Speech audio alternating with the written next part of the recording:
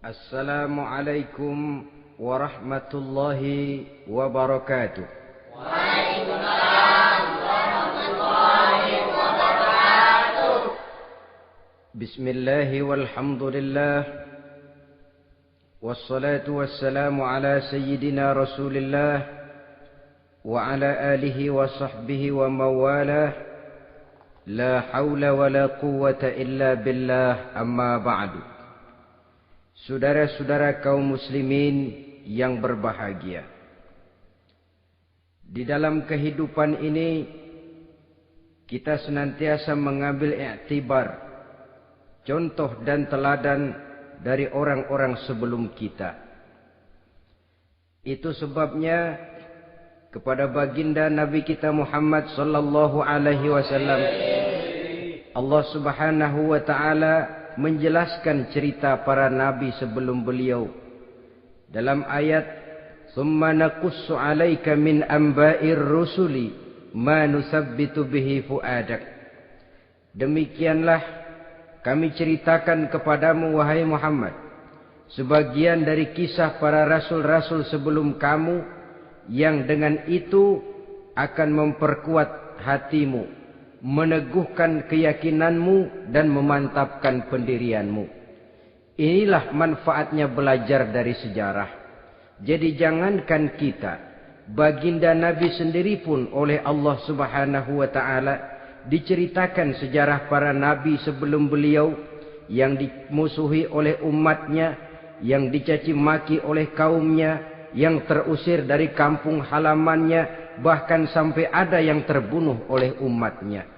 Itu seluruhnya merupakan iktibar manusabbitu bihi fu'adak, untuk memantapkan langkahmu, meneguhkan keyakinanmu dan menguatkan pendirianmu menghadapi perjuangan ini. Sehubungan dengan itu, pada pertemuan kali ini Al-Fakir ingin menyampaikan satu cuplikan kecil dari kehidupan seorang sahabat utama baginda Nabi, yaitu Sayyidina Umar ibn al-Khattab radhiyallahu an. Beliau adalah Umar bin Khattab bin Nufail bin Abdul Uzza dari suku Quraisy golongan Bani Adi. Perawakannya tinggi, kekar dan gagah, melambangkan sifatnya yang pemberani, tegas, dan tidak pernah kenal takut kepada siapapun. Sebelum mendapat hidayah, Umar bin Khattab termasuk orang yang berdiri di barisan orang-orang yang memusuhi umat Islam. Ia terperangkap dalam tradisi jahiliyah, di mana gemar berperang dan bermabuk-mabukan juga merupakan hal-hal yang pernah dilaksanakan dalam kehidupannya sebelum beliau masuk ke dalam agama Islam. Oleh karena itu, dalam kehidupan beragama, hidayah merupakan sesuatu yang penting. Bagaimanapun banyaknya dosa dan kesalahan yang telah dilakukan oleh seseorang, tidak seharusnya menyebabkan ia putus asa dari rahmah Allah. Sebaliknya, bagaimanapun banyak kebajikan dan kebaikan yang sudah dikerjakannya, tidak perlu membuat dia besar hati, puas, bangga, apalagi menjadi lalai karenanya. Sebab kita belum tahu akan bagaimana ujung perjalanan dari kehidupan kita ini. Saudara-saudara, kisahnya pun masuk Islam merupakan peristiwa yang menarik. Pada satu hari, dengan pedang terhunus, Umar bin Khattab menuju Darul Arqam, tempat di mana baginda Nabi biasa berkumpul dengan para sahabat. Melihat mukanya yang beringas, matanya yang nanar, orang sudah menyangka dan mengerti ini tentu akan terjadi pembunuhan. Dalam perjalanan menuju Darul Arqam, Umar bertemu dengan Nuaim bin Abdullah. Nuaim bertanya, "Ya Umar, mau kemana ente?" "Mau membunuh itu, si murtad itu," kata. "Si murtad yang mana?" Yang mana lagi? Itu yang memecah belah kita, yang menghina berhala-berhala kita, yang menjelek-jelekkan nenek moyang dan keturunan kita. Siapa lagi kalau bukan Muhammad? Kata Nuaim Umar, enggak salah. Tidak salah lagi. Salah Umar. Salah kenapa? Apa kamu enggak malu? Kamu mau pergi membunuh Muhammad. Sementara adikmu sendiri Fatimah, dia sudah termasuk salah seorang pengikut Muhammad. Mendengar ini, muka yang memang tadinya sudah marah dan merah, tambah jadi kelabu. Bukan main mangkelnya Umar bin Khattab. Orang lain dia musuhi, orang lain dia kejar-kejar. Ini malah adiknya sendiri menjadi pengikut dari baginda Nabi. Tidak jadi menuju Darul Arqam, dia berangkat ke rumah adiknya Fatimah. Adapun di rumah Fatimah sedang berkumpul Fatimah, suaminya Sa'id bin Zaid, dan seorang sahabat Habbab ibnul Arad. Mereka sedang membaca Quran. Waktu itu Quran belum lagi dijilid macam sekarang, jadi masih merupakan suhuf atau lembaran-lembaran tercecer saja. Ketuk pintu. Ya tentu tidak assalamualaikum karena dia belum Islam. Tok, tok, tok. Siapa di luar? Umar. Mendengar suaranya saja, ini sahabat yang namanya Habbab ibnul Arad sudah lari ke belakang pintu. Sambil komat kamit baca doa mohon diselamatkan oleh Allah. Adapun Fatimah yang sedang memegang suhuf, lembaran tulisan Quran itu, menyembunyikan suhuf itu di belakang bajunya. Umar masuk. Fatimah, saya bang. Apa benar berita yang saya dengar? Berita apa itu bang? Bahwa kau sudah masuk Islam. Bang, andai kata Muhammad memang benar, bagaimana? Sudahlah jangan belit-belit. Jawab saja kau masuk Islam benar atau tidak? Ya. Saudara hadirin, begitu dikatakan iya, tangannya langsung melayang, menampar muka adiknya ini, sehingga mengalir darah dari hidungnya. Suaminya Sa'id bin Zaid yang mencoba melindungi istrinya, dipegang lehernya, dibanting, diduduki dadanya. Oh ini jawara ini.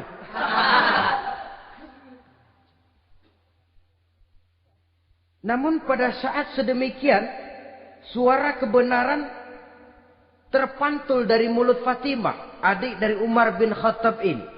Umar, apakah engkau memukul orang yang bersaksi bahwa tidak ada Tuhan melainkan Allah dan Muhammad Rasulullah?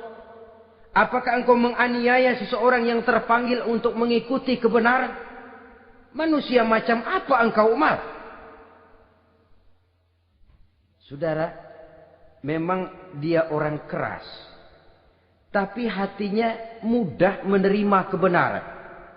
Sehingga mendengar kalimat adiknya ini tercenung dia sejenak, melongo, bengong kata anak sekarang. Ini kalau tidak karena keyakinan yang mantap, tidak mungkin orang ini anak adik saya ini bicara macam begini. Umar, mengapa engkau memukul orang yang bersaksi bahwa tidak ada Tuhan melainkan Allah dan Muhammad Rasulullah? Mengapa engkau pukul orang yang mengikuti kebenaran menerima hidayah dari Allah? Begitu yakin dan mantapnya walaupun di tengah satu hal yang sangat menakutkan. Siapa yang tidak takut orang Quraisy berhadapan dengan Umar bin Khattab yang dikenal sebagai singa padang pasir pada waktu itu? Malahan dia termasuk salah seorang jagoan di tradisi masyarakat jahiliyah itu. Ada satu pasar yang namanya pasar Ukaz. Tiap tahun di pasar itu diadakan pesta. Pertama pertandingan syair. Jadi penyair waktu itu jadi kebanggaan. Syair-syair yang menang itu digantung di dinding Ka'bah. Jadi setiap suku akan bangga kalau mempunyai ahli syair yang hebat. Nah, lalu diadakan juga lah perlombaan balap kuda, memanah, termasuk gulat. Lah Umar ini tiap kali pertarungan mesti menang. Belum pernah ada yang berhasil mengalahkan dia. Jawara. Saudara-saudara, mendengar adiknya begitu mantap hatinya.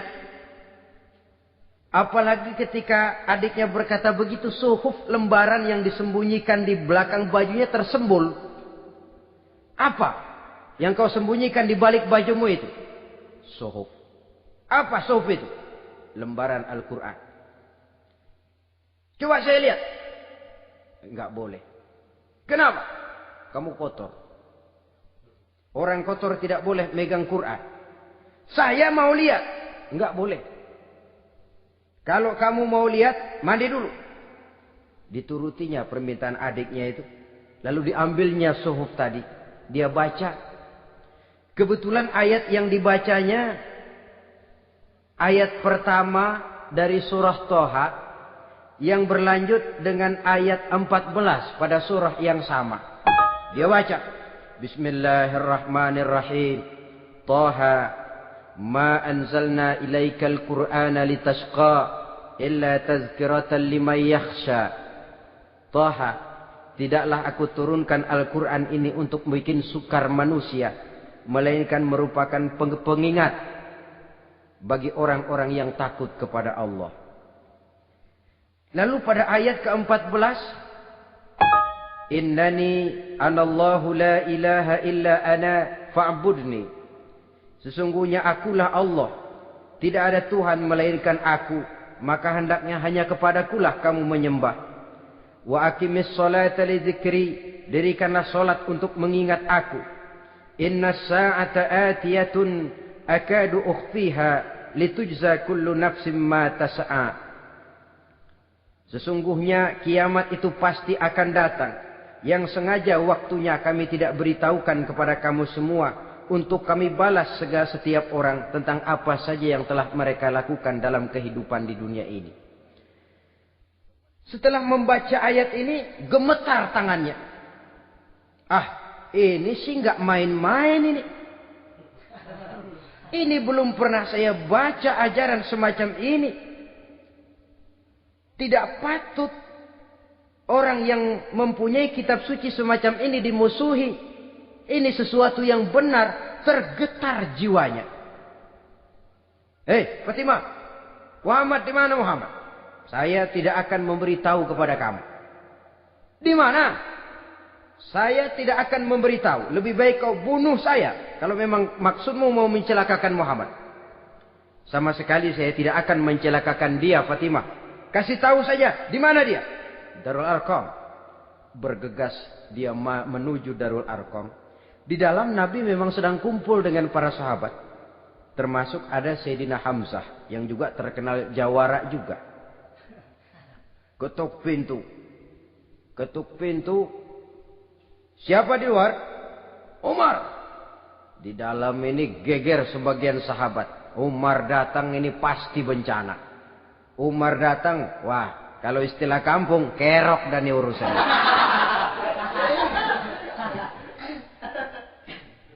Tapi baginda Nabi menenangkan mereka. Tenang. Mudah-mudahan ada hikmahnya. Sayyidina Hamzah tampil. Bukakan dia pintu. Kalau niatnya baik, kita terima. Kalau niatnya tidak baik, saya paling depan. Dibukakan pintu. Begitu dibukakan pintu, Umar masuk merangkul baginda Nabi. Kemudian dengan tersendat, Ashhadu an la ilaha illallah wa ashhadu annaka ya Muhammad Rasulullah. Saya bersaksi tidak ada Tuhan melainkan Allah, dan saya bersaksi bahwa engkau hai Muhammad adalah utusan Allah. Sahabat takbir semua. Allahu Akbar, Allahu Akbar. Kegembiraan meliputi suasana ketika itu. Kenapa? Karena sebelumnya dikala Umar belum masuk Islam, dia merupakan ganjalan yang paling dikhawatirkan oleh umat Islam. Setelah dia masuk Islam, jelas merupakan satu keuntungan yang sangat besar. Dan dia tertarik kepada Islam bukan karena bujuk rayu orang, tidak karena diberikan harta, tidak karena diiming-iming oleh kedudukan tinggi, tapi karena kebenaran hidayah menembus hatinya melalui wasilah ayat dalam surah Thaha yang dibacanya melalui suhuf yang dipegang oleh adiknya tadi. Sejak saat itu berubah 180 derajat Umar bin Khattab radhiyallahu anhu.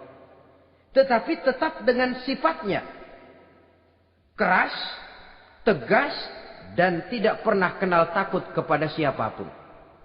Cuma kalau sebelum Islam, dia kerasnya kepada Islam. Setelah dia masuk Islam, muter arah. Kepada siapapun yang memusuhi Islam, dia bersikap keras, tegas, dan tidak pernah kenal takut.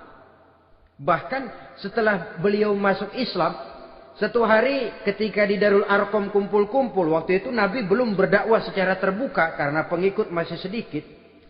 Sayyidina Umar usul, "Ya Rasul, ada apa Umar? Alasna 'alal haq fi mamatina wa mahyana?"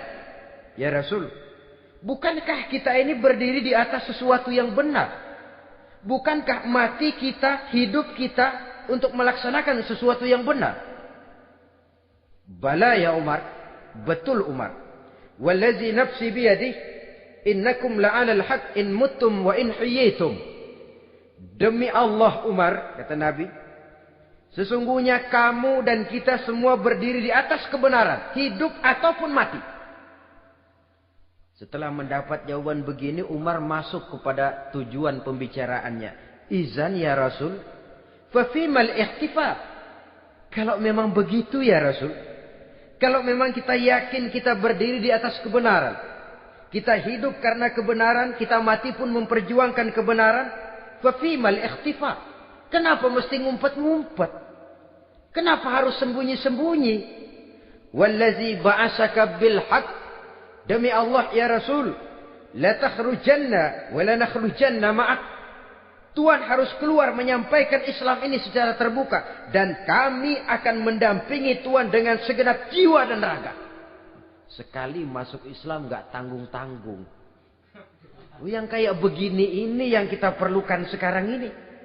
Begitu masuk Islam, nggak tanggung seluruhnya, jiwa dan raganya masuk Islam. Beliau yang pertama kali mengajukan ide, kenapa harus dakwah sembunyi ya Rasul? Wong kita berdiri di atas kebenaran, memperjuangkan sesuatu yang hak. Kalau kita mati, kita pun mati membela kebenaran. Kenapa mesti fafimal ikhtifa? Kenapa harus sembunyi-sembunyi? Mulai sekarang mari keluar ya Rasul, saya akan dampingi Tuhan, nyawa taruhannya. Saudara hadirin yang saya hormati,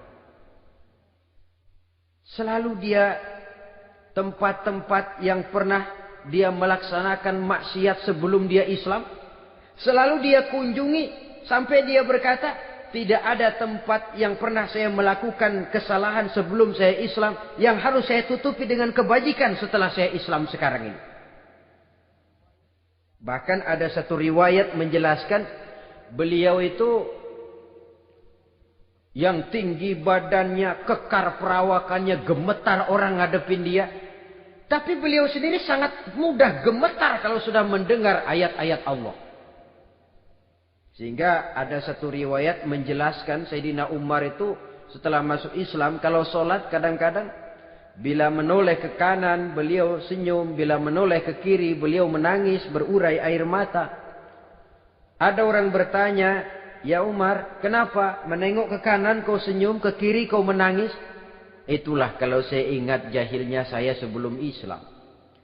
Adapun bila saya menoleh ke arah sebelah kanan, saya tersenyum. Teringat betapa dulu saya membuat berhala dari korma. Saya tumpuk-tumpuk, saya susun begitu.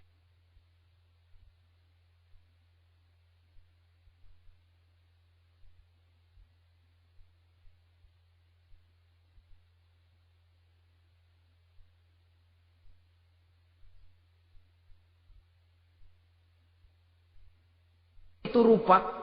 Setelah saya sembah, saya makan itu kurma. Gagah betul saya waktu itu. Sampai Tuhan pun saya makan. Adapun kalau saya menoleh ke kiri, teringat putri kesayangan saya yang terbawa oleh tradisi jahiliyah. takut menanggung aib, merasa malu mempunyai anak perempuan sampai dia terkubur hidup-hidup. Berurai air mata saya mengingat semua itu. Padahal Nabi sudah memberikan jaminan. Sebab saudara jangan lupa, orang kafir masuk Islam, dalam Islam itu dihitung dari bayi lagi. Dari nol, itulah untungnya. Jadi misalnya sudah 60 tahun, dari kecil sampai 60 tahun kafir. Umur 61 masuk Islam. Nah, sejak umur 61 itulah yang dihisab oleh Allah. 60 tahun ke bawah gratis bersih pemutihan.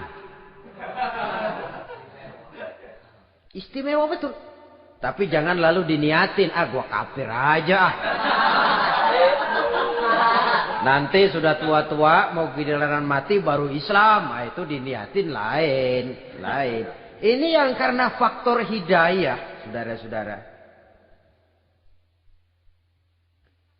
Nah, cintanya kepada baginda Nabi luar biasa. Dalam setiap pertempuran beliau selalu di front terdepan. Bahkan demikian cintanya sampai ketika hari di mana baginda Nabi wafat, saudara-saudara. Disampaikan berita wafat Nabi kepada Umarin. Ya Umar, baginda Nabi sudah wafat.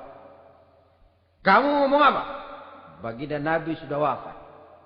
Bukan sedih, nyabut pedang, keluar matanya melotot. Siapa yang bilang Muhammad mati, saya tabas batang lehernya. Begitu cintanya beliau kepada baginda Nabi, sampai-sampai nggak menerima kalau Nabi wafat. Taruhlah nggak bisa mati bersamaan, bolehlah mati beriring-iring saja barangkali maksudnya.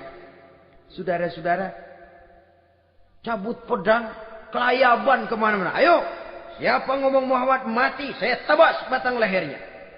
Sampai bertemu dengan Sayyidina Umar, Sayyidina Abu Bakar. Di tempat orang banyak, Sayyidina Abu Bakar yang bijaksana ini pidato. Ayuhan nas, man kana ya'budu Muhammadan, fa inna Muhammadan qad mata. Wa man kana ya'budu Allah, fa inna Allah hayyun la yamut. Wahai manusia, barang siapa yang menyembah Muhammad, maka Muhammad sudah mati. Tetapi barang siapa yang menyembah Allah, Allah akan hidup selamanya dan tidak akan pernah mati. Mendengar pidato ini, Sayyidina Umar sadar bahwa sebenarnya yang tidak bisa mati itu cuma Allah. Bagaimanapun agungnya baginda Nabi, besarnya baginda Nabi, tinggi akhlak budi pekertinya Nabi, cintanya beliau kepada Nabi, Nabi manusia. Dan manusia harus mati. Kemudian dibacakan surah Ali Imran ayat 144. Wa ma Muhammadun illa rasul qad khalat min qablihi rusul afa immata aw qutilan qalabtum ala aqabikum. Muhammad tidak lain daripada manusia, telah datang kepadanya rasul. Apakah jika ia mati engkau kembali menjadi murtad atau mundur ke belakang? Mendengar ayat ini dibacakan, Sayyidina Umar sadar, berurai air matanya, menangis dalam kesedihannya. Ini cintanya yang demikian tinggi kepada baginda Rasulullah sallallahu alaihi wasallam. Begitulah seluruh kesalahan yang dia lakukan pada saat sebelum dia masuk Islam, berusaha dia tutupi dan dia tebus dengan segala kebaikan, pengabdian, perbuatan soleh setelah dia masuk Islam. Sehingga diajarkan oleh baginda Nabi, ittaqillaha haitsu ma kunta wa atbi'i sayyi'atal hasanata tamhuha wa khaliqin nasa bi khuluqin hasanin. Bertakwalah kamu kepada Allah, kata Nabi, dimanapun saja kamu berada. Jadi takwa tidak kenal tempat. Dimanapun saja kamu berada, bertakwalah kepada Allah. Di rumah takwa, di pasar takwa, di kantor takwa, di tengah orang banyak takwa, pada waktu sendirian takwa. Ittaqillaha haitsu ma kunta. Bertakwalah kau kepada Allah dimanapun saja kamu berada.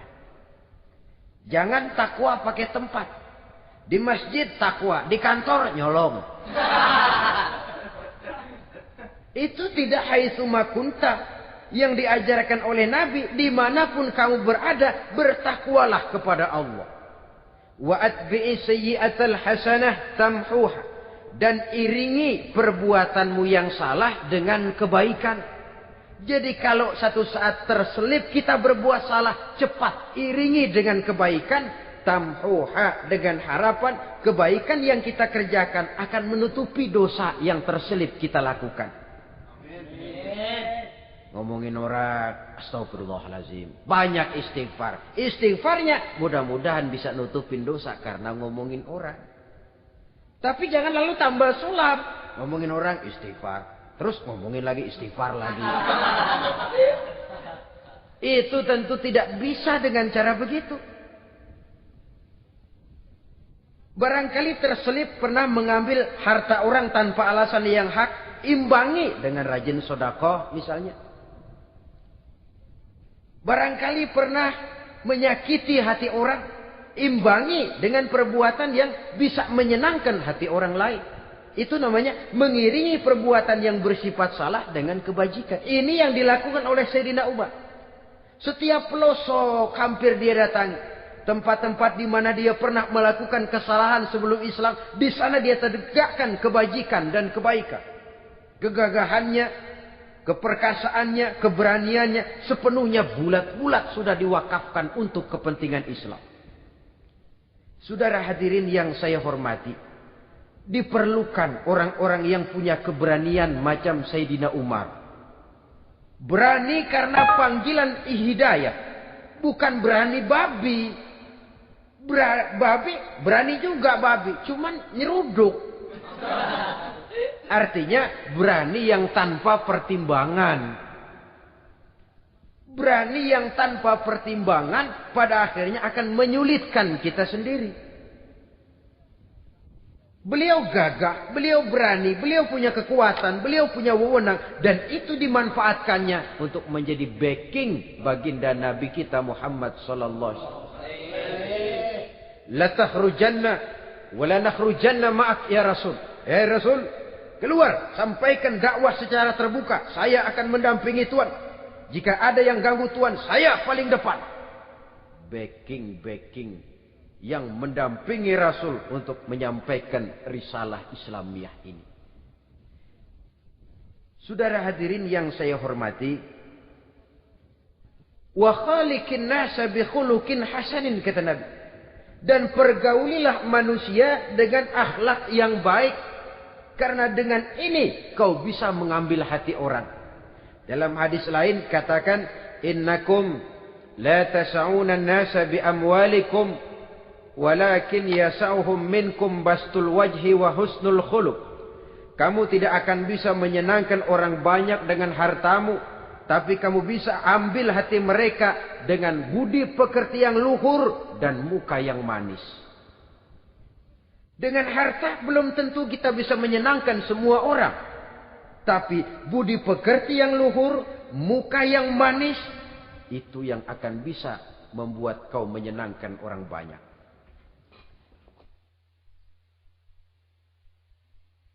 Setelah baginda Rasul wafat, pernah ketika berkumpul, Sayyidina Abu Bakar berkata kepada Sayyidina Umar, "Ya Umar, saya baiat kamu untuk menjadi khalifah." Jawab beliau, "Sayalah yang akan membaiat Tuan. Tapi Anda lebih utama dari saya Umar. Keutamaan saya akan saya berikan kepada Tuan untuk mendukung kekhalifahan Tuan." Di sini kelihatan wataknya yang tidak ambisius. Gagah, berani, perkasa, tapi tahu diri. Enggak nyelonong. Tidak menggunakan kekuasaannya, kegagahannya untuk maksud yang sewenang-wenang.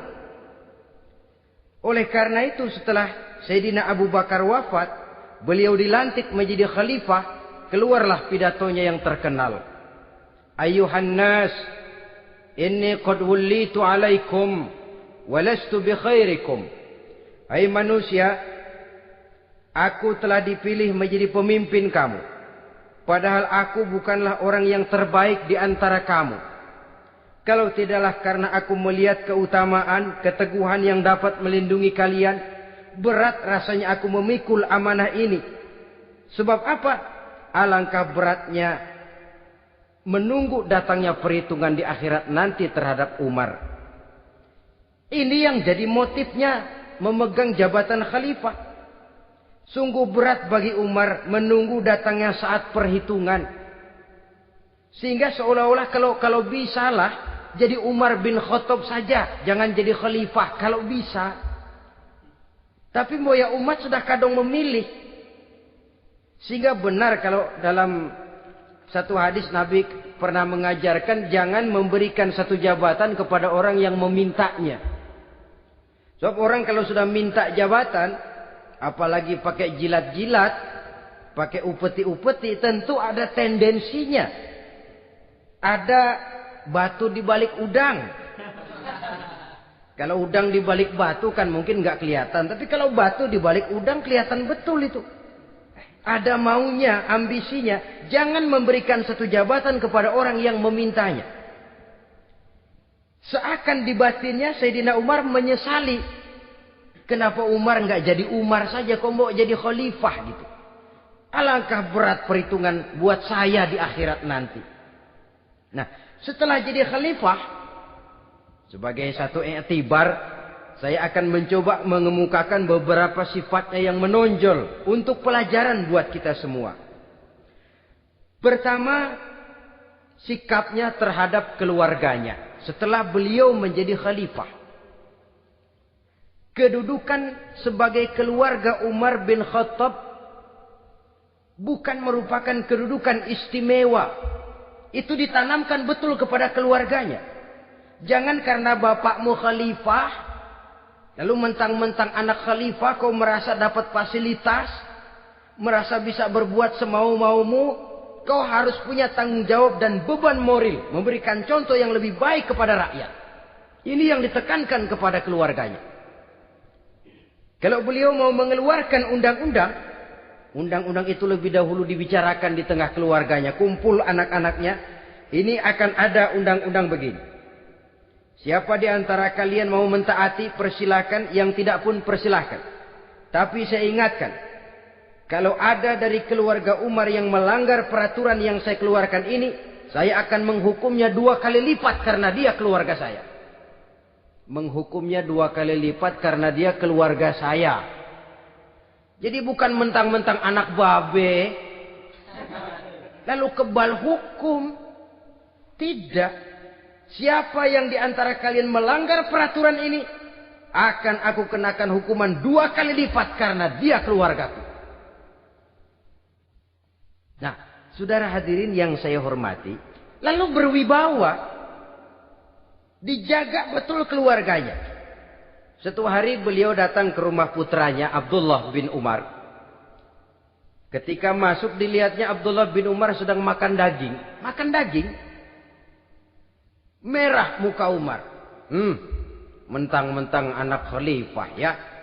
Mentang-mentang anak Amirul Mukminin ya, kamu makan daging. Lihat tuh rakyat kita masih banyak yang kelaparan, makan daging, makan roti keras. Padahal itu halal. Sesuatu yang diperoleh dengan usahanya sendiri. Tetapi begitu hati-hatinya Umar untuk menjaga pandangan orang. Keluarga khalifah merupakan beban moral sebab akan dijadikan contoh oleh rakyatnya. Mentang-mentang anak khalifah ya makan daging. Lihat tuh rakyat, roti keras digarotin. Lain saat beliau pergi ke satu pasar. Di situ dilihat ada sapi gemuk-gemuk. Tempat lain sapinya kurus-kurus. Tanya, ini yang gemuk-gemuk sapi siapa? Sapi Abdullah bin Umar. Sapi anaknya. Panggil Abdullah bin Umar, suruh sini. Datang anaknya. Abdullah bin Umar, bagaimana ceritanya sampai ini? Begini, Bapak. Dahulu itu dengan uang saya beli sapi kurus-kurus. Lalu saya rawat. Saya berikan upah orang untuk merawat sapi-sapi itu. Sampai sekarang dia menjadi gemuk. Akan saya jual dan keuntungannya tentu sesuatu yang halal. Subhanallah, kata Umar. Kau ini anak Amirul Mukminin. Jual sapimu. Ambil modalnya, untungnya, masukkan Baitul Mal untuk urus kepentingan orang Islam. Dia nggak mau anaknya terlibat bisnis, dompleng kekuasaan ayahnya. Karena mentang-mentang anak khalifah lalu segala macam bisnis lancar. Orang takut karena apa? Anak babe. Ada lagi. Pada waktu pembagian harta ghanimah, putri beliau yang namanya Hafsah, ini adalah istri baginda Nabi, meminta bagian. Kaum kerabat ayah, ini kerabat khalifah, kitalah dulu kerabat. Kalau kau kerabatku, maka jatahmu nanti dari ayahmu.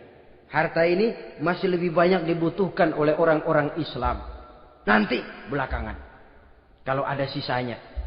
Belakangan kalau ada sisanya. La haula wala quwata illa billah.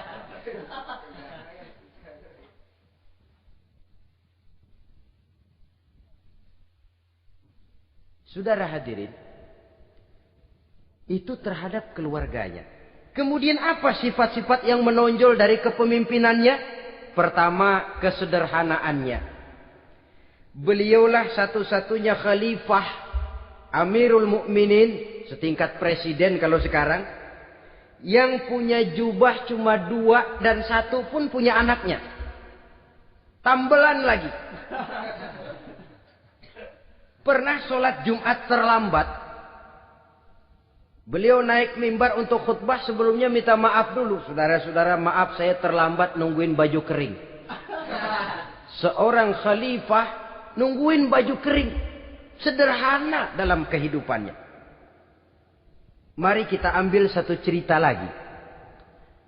Pada waktu beliau jadi khalifah, yang diangkat jadi gubernur di Mesir adalah Amr bin As. Amr bin As hidupnya lebih mirip kaisar. Istananya besar, pakaiannya bagus-bagus. Nah, yang paling mengganggu pikiran Amr bin As, di sebelah istananya ini ada gubuk reot, kepunyaan orang Yahudi lagi. Ah, ini nggak pantas bener, masa di samping istana gubernur ada gubuk reot.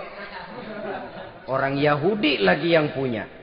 Ini mesti, udah, bikin saja rencana, panggil dinas tata kota, bikin planning. Di sini mau dibangun masjid, proyek negara. Bikin gambarnya, susun anggarannya, tender. Saudara-saudara, si Yahudi yang punya gubuk reot dipanggil. Yahudi, ada apa, Pak? Kamu tahu nggak? Enggak. Iya, memang belum saya kasih tahu.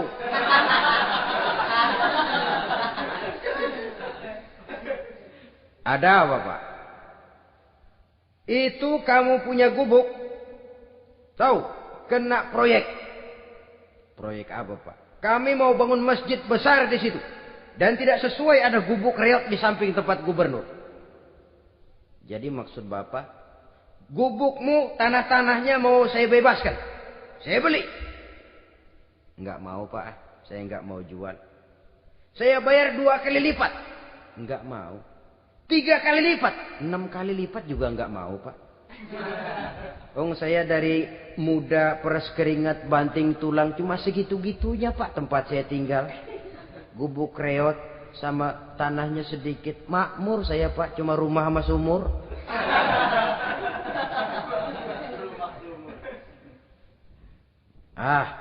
Ini Yahudi kelewatan juga. Akhirnya turun perintah. Sudah, kalau dia nggak mau dibebaskan, gusur saja. Tarik, ambil bulldozer. Digusur. Yahudi ini berurai air matanya. Aduh, begini. Jadi rakyat kecil. Udah jatuh ketiban ember lagi. Tapi pikir-pikir Amr bin As kan bukan yang paling atas. Dia kan cuma pejabat, masih ada atasannya lagi. Lapor lapor. Yahudi ini berangkat ke Madinah. Bayangkan dari Mesir ke Madinah. Jalan. Di sepanjang jalan dia berpikir membanding-banding. Kalau gubernurnya saja istananya begitu mewah, apalagi khalifahnya. Kalau gubernurnya galak main gusur, apalagi khalifahnya. Dan saya bukan orang Islam, apa dia lemin ngadu? Apa dapat tanggapan? Berangkat dia sambil harap-harap cemas. Sampai di pintu kota Madinah. Dia temui orang lagi tidur di bawah pohon korma. Selamat siang Pak. Ada apa? Pak. Apa? Mau lapor. Lapor apa? Bapak tahu Khalifah Umar bin Khattab? Tahu? Istananya di mana Pak? Istananya di atas lumpur. Di atas lumpur. Di atas lumpur. Pengawalnya banyak Pak. Banyak. Siapa Pak? Yatim piatu, janda-janda tua, orang-orang miskin, orang-orang lemah. Itu pengawalnya. Pakaian kebesarannya apa sutra apa Pak? Pakaian kebesarannya malu dan takwa. Saya nggak ngerti Pak. Itulah Umar bin Khattab. Lalu orangnya sekarang di mana Pak? Di depan ente. Rupanya yang dia tanya itulah orangnya. Gemeter Yahudi ini. Keringat bercucuran. Coba istananya di atas lumpur. Sebab beliau berprinsip. Bagaimana saya bisa menghayati nasib rakyat kalau saya tidak merasakan apa yang mereka rasakan. Bagaimana saya nggak bisa tahu sakitnya lapar kalau saya belum pernah kelaparan. Itu prinsipnya. Istananya di atas lumpur. Para pengawalnya yatim piatu, janda-janda tua, orang-orang miskin, orang-orang lemah dan tidak mampu. Dan pakaian kebesarannya malu dan takwa. Kamu dari mana? Dari Mesir Pak. Ada apa? Mau laporan gubernur Bapak di Mesir yang namanya Amr bin As. Kenapa? Main gusur aja Pak. Ceritanya, iya dia mau bangun masjid. Kebetulan di areal itu saya punya tanah sama gubuk segitu-gitunya. Saya nggak mau dibeli, digusur Pak. Saya mau mencari keadilan. Begini, kamu lihat tempat sampah itu, lihat. Di situ banyak tulang. Coba kamu ambil kemari satu, tulang unta bawa sini. Bingung Yahudi. Pak, saya kemari mau cari keadilan. Kalau tulang mah di Mesir juga banyak Pak. Sudahlah, pokoknya kau ambil saja tulang itu. Dicoker-coker dapat dikasih. Tulang itu digaris lurus oleh Sidina Umar dengan ujung pedang. Red. Nah, nih, kau bawa kepada Amr bin As. Makin bingung itu Yahudi. Suruh bawa tulang cuman digaris. Nanti saya ngomong apa Pak? Sudahlah kasih saja. Pulang dia. Sampai di Mesir. Tuan Gubernur, ada apa? Saya baru menghadap khalifah. Kemudian beliau sampaikan ini. Dikasih tulang. Amr bin As ngelihat tulang ada goresan lurus dengan ujung pedang. Gemetar. Badannya keluar keringat dingin. Panggil kepala proyek. Hei, proyek batal. Masjid nggak jadi didiriin. Itu gubuk Yahudi diriin lagi. Ini Yahudi makin bengong. Ini gubernur dapat tulang doang segitu takutnya.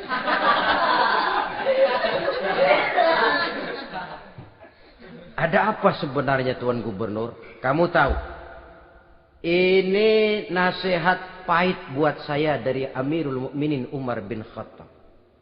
Seolah-olah beliau bilang, hai Amr bin As, jangan mentang-mentang sedang berkuasa ya. Pada suatu saat kau akan jadi tulang-tulang kayak begini. Maka mumpung kamu masih hidup, dan berkuasa, berlaku lurus dan adillah kamu seperti lurusnya garis di atas tulang ini. Red. Lurus, adil, jangan bengkok. Sebab kalau kamu bengkok, nanti aku yang luruskan pakai pedangku.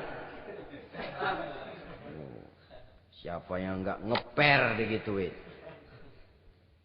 Sampai akhirnya apa? Kata si Yahudi, Pak, kalau begitu Islam adil ya. Adil.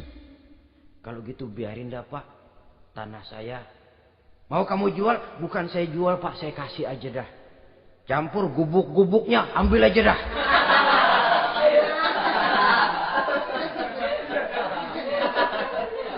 Masuk Islam si Yahudi ini oleh karena keadilan dari Umar bin Khattab. Begitulah kesederhanaan hidupnya. Sampai saudara, yang ironi betul, pernah Utsman bin Affan, Ali bin Abi Thalib, Thalhah dan Zubair kumpul mendengar berita bahwa Sayyidina Umar ini punya hutang.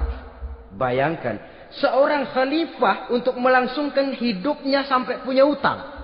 Padahal Baitul Mal di bawah kekuasaannya. Berunding Utsman, Ali, Thalhah, Zubair. Kalau kita langsung ngomong sama Umar nggak enak dong, dia nggak bakalan terima. Lewat putrinya aja, Hafsah deh.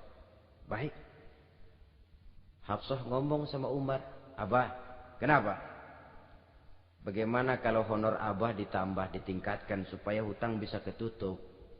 Hafsah, saya Abah. Siapa yang nyuruh kamu ngomong begitu? Enggak ada. Ada. Saya tahu ada ini. Kalau enggak ada kamu enggak mungkin ngomong begitu.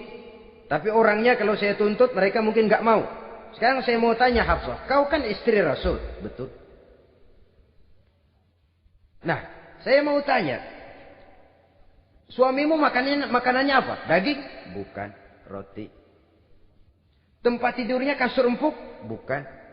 Kain kasar yang kalau musim panas kami bentangkan. Kalau musim dingin separuh buat tidur, separuh buat selimut. Pakaian yang dibelikan untukmu berapa banyaknya? Cuma 2. Nah, itu guru saya. Orang yang paling saya cintai. Dan itu yang saya ikuti. Bahkan setelah beliau wafat, Sayyidina Umar ini, hutangnya ditanggungkan kepada anaknya Abdullah bin Umar. Dan itu pun dilunasi dengan menjual rumahnya. Sehingga rumahnya itu disebut Darul Qadha. Rumah bayar hutang. Begitu kesederhanaannya. Jadi nggak pakai aji mumpung. Mumpung jadi khalifah lalu kayak ikan gurita. Tangan yang mana aja megang. Itu kan mental monyet. Monyet itu kan begitu. Tangan megang kiri kanan. Mulut ngawal. Kaki megang. Temennya dikasih masih ngerampas juga. Monyet rakus betul itu. Itu kesederhanaannya. Kenapa kesederhanaan ini timbul? Karena sikap zuhudnya. Zuhud itu tarkud dunia li ajlil akhirah. Orang yang mengambil dunia hanya yang diperlukan dengan lebih mengutamakan kehidupan akhirat. Watak zuhudnya yang sangat menonjol. Dialah pahlawan yang paling berani di medan perang. Dialah imam yang paling khusyuk di masjid. Dan tidak jarang kalau sholat sendiri. Begitu membaca ayat yang menceritakan neraka. Nangis berurai air matanya. Saudara hadirin ma'asyiral muslimin rahimakumullah. Jadi kesederhanaan dan kezuhudan ini bukan lewat teori. Disampaikan oleh Umar. Bukan lewat penataran seluruh aparat. Tidak. Lewat contoh konkret. Inilah saya. Contoh sederhana dan zuhud. Bagaimana saya akan bisa merasakan penderitaan rakyat kalau saya sendiri tidak pernah menderita. Bagaimana saya akan tahu sakitnya lapar kalau saya belum pernah kelaparan. Maka tanpa penataran, tanpa upgrading segala macam. Berhasil karena prinsip keteladanan. Beliau jadi contoh utama. Dan sumber utamanya tentu tidak lain karena contoh dari baginda Nabi besar Muhammad sallallahu alaihi wasallam. 2, sederhana, yang kedua zuhud. Yang ketiga, sifat yang menonjol dari kekhalifahannya adalah adil. Kalau sudah bicara soal hukum, dia tidak pernah kenal kompromi. adalah seorang pemuka Nasrani masuk Islam. Namanya Jabalah bin Aiham. Ketika dia bikin haji, kain ihramnya keinjak orang Arab yang hitam. Badui. Jengkel. Dia merasa bekas tokoh. Enak aja nih orang udah jelek nginjak lagi. Ditempeleng orang tadi. Orang ini lapor kepada Umar. Panggil Jabalah bin Aiham. Panggil. Kau ditampar? Betul Khalifah. Tampar dia. Tampar lagi. Dipukul orang itu. Di depan Sayyidina Umar. Jadi tidak karena kau ini bekas kepala suku. Kau ini bekas orang terhormat. Lalu ada kebijaksanaan yang tidak bijaksana. Kebijaksanaan yang akhirnya jadi tidak bijaksana. Dan itu memang sudah dimulai dengan memblokir keluarganya. Tidak satu keluarganya pun yang boleh mempunyai perasaan bahwa menjadi keluarga khalifah merupakan fasilitas dan keuntungan. Kau jangan makan di atas punggungku. Kau jangan menikmati fasilitas di atas keringatku. Dan tidak ada keinginan mewariskan jabatan khalifah kepada anak-anaknya. Pernah beliau musyawarah. Saya bingung. Kenapa khalifah? Gubernur Kufah ini sulit nyari orang. Diangkat yang lemah, rakyat ngeluh. Diangkat yang keras, rakyat juga ngeluh. Ada calon khalifah. Kalau ini mah nggak salah lagi nih buat gubernur Kufah. Siapa? Abdullah bin Umar. Anak beliau sendiri. Melotot matanya. Jangan macam-macam kau. Cukup satu orang Umar memegang jabatan ini. Kalau berhasil, kami keluarga Umar sudah merasakannya. Kalau gagal, cukup kegagalan seorang Umar. Tidak berusaha mengorbitkan anaknya. Wah, anak babe diangkat jadi ano. Tidak, malah diblokir. Cari yang lain. Tapi Abdullah bin Umar cukup syarat ya khalifah. Dia orang bertakwa dan soleh. Yang takwa dan soleh bukan cuma anak Umar. Anak orang lain juga banyak yang takwa dan soleh. Itu prinsipnya. Sehingga ketegasannya ini membuat orang jadi sungkan. Dan tidak seorang pun berani kirim-kirim upeti hadiah. Pernah itu ada pejabat dari Azerbaijan kirim makanan. Kue. Mending apa? Kue. Gitu dicicipi enak. Enak juga ya kue ini. Enak khalifah. Ini di sana apa makan rakyat biasa? Bukan. Ini makanan orang-orang VIP. Nah, dibungkus lagi itu kue. Dibungkus. Ontamu mana? Di luar. Ambil. Bawa pulang, serahkan lagi kepada gubernur di sana, kasih tahu salam dari Umar bin Khattab. Kenyangkan dulu rakyat dengan makanan seperti ini. Kita belakangan. Jadi kalau rakyat lapar, saya orang pertama yang akan merasakan kelaparan. Tapi kalau rakyat makmur, biarlah saya menjadi orang terakhir yang kenyang. Kan bagus prinsip itu. Jikalau rakyat kelaparan, saya akan jadi orang pertama yang merasakan lapar. Tapi kalau rakyat makmur, biar saya jadi orang terakhir yang kenyang. Jangan dibalik. Pada saat rakyat kelaparan, dia kekenyangan. Dan selanjutnya, sikap keadilannya ini, saudara-saudara, menyebabkan hukum lalu jadi berwibawa. Pernah, beliau jalan-jalan di lorong kota Madinah. Di tempat yang namanya Harah bersama Aslam. Ada ibu-ibu. Anaknya nangis. Lapar ma. Sabar dikit lagi matang katanya. Emang tuh ibu lagi ngerebus. Bunyi. Air ngegulak. Luguk. Umar lihati dari jauh. Belum juga matang. Nih anak dari nangis lapar. Sampai capek nangis. Sampai tidur. Anak tidur, Umar samperin. Bu, yang masak apa sih kok nggak bisa matang? Saya nggak masak apa-apa tuan. Itu pating kerubuk apa? Ketika dibuka ya cuma air saja. Subhanallah, ibu sudah ngebohongi anak ibu sendiri. Habis harus bagaimana tuan? Saya sudah nggak punya makanan untuk dimasak. Sementara perut nggak kenal kompromi. Jalan satu-satunya. Ya terpaksa anak saya bohongi. Saya bilang sebentar lagi matang. Sampai dia tidur sekarang ini. Memangnya Khalifah Umar gimana sih ngurusi rakyat? Subhanallah, dia orang zalim. Dia yang memegang urusan kami, tapi dia nggak tahu nasib saya. Anak kelaparan, keluarga terlantar. Oh begitu. Iya. Zalim betul Umar bin Khattab itu. Kalau begitu ibu tunggu sebentar.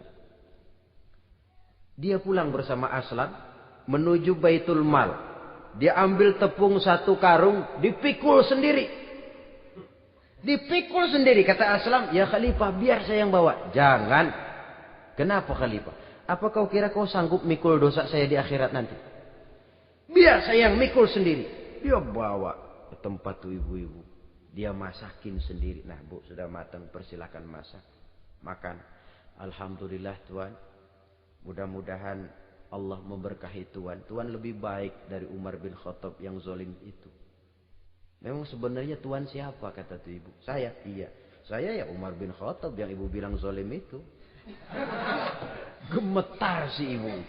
Gemetar si ibu. Tapi memang peka dan menghargai kritik orang. Tidak membungkam setiap orang yang nadanya sumbang atau berbeda. Kadang beliau berkata, saya khawatir karena orang terlalu segan dengan saya lalu nggak ada yang berani negor kalau saya salah. Kan begitu biasanya. Karena sudah terlalu segan lalu semuanya orang mau diaminin saja. Asal dibilang nggak benar marah, jengkel. Lalu disingkirin, maunya diiyain, inge kula nuwun. Oke bos. Beliau bilang saya khawatir kalau tidak ada orang yang mau menegur kesalahan saya jika saya terlanjur nanti. Tahu-tahu muncul orang. Demi Allah, saya akan menegur Tuan dengan pedang saya ini. Cerah mukanya, senyum bibirnya. Alhamdulillah, anak muda, saya memerlukan orang macam kau. Yang berani berkata ya terhadap yang benar dan tidak terhadap yang tidak benar, apa dan bagaimanapun resikonya. Di sini kelihatan sikap beliau menghadapi orang yang berbeda pendapat. Keadilan, keberanian dan ketegasan, cepat menerima kebenaran, merupakan serentetan dari sifat-sifat utama beliau sejak masuk Islam sampai menjadi khalifah yang kedua. Bahkan dengan jasa beliau, Islam kemudian tersebar, menembus dinding Jazirah Arabia, memasuki Bizantium dan Persia, sehingga beliau juga dikenal sebagai periode Al-Futuhat Al-Islamiyah. Nah, saudara-saudara, inilah cuplikan kecil dari kehidupan seorang agung dan besar yang memang sangat terbatas kata-kata untuk melukiskan kebesaran itu. Namun yang secuplik ini mudah-mudahan menjadi sumbangan moral dalam rangka kita memperbaiki diri menuju kehidupan yang lebih baik. Terima kasih banyak atas segala perhatian. Mohon maaf atas segala kekurangan. Usikum wa nafsi bitaqwallah. Wassalamualaikum warahmatullahi wabarakatuh. Waalaikumsalam.